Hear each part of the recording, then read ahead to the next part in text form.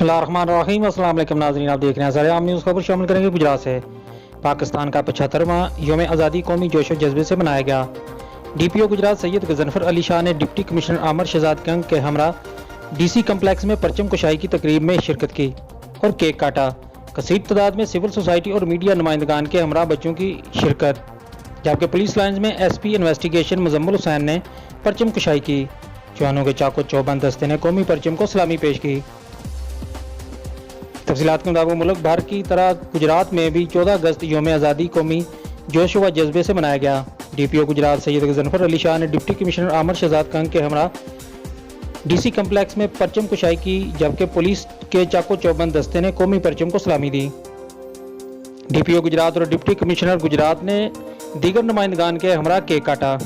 सलामी के बाद मुल्क पाकिस्तान की सालमियत, बका और तरक्की के लिए खुसूसी दुआएं की गई, जबकि पुलिस लाइन्स गुजरात में भी परचम कुशाई की तकरीब मुनक्कद की गई, जहां SP इन्वेस्टिगेशन मुजम्मिल हुसैन ने परचम कुशाई की। पुलिस के चाको चौबंद दस्ते ने कौमी परचम को सलामी दी, जिसके बाद शुरका की जानब से पाकिस्तान जिंदाबाद के नारे बुलंद किए गए। सलामी के बाद SP इन्वेस्टिगेशन ने यादगार शहदा पर भी हाजिरी दी, जहां पर शहदा के लिए खुसूसी दुआ की गई।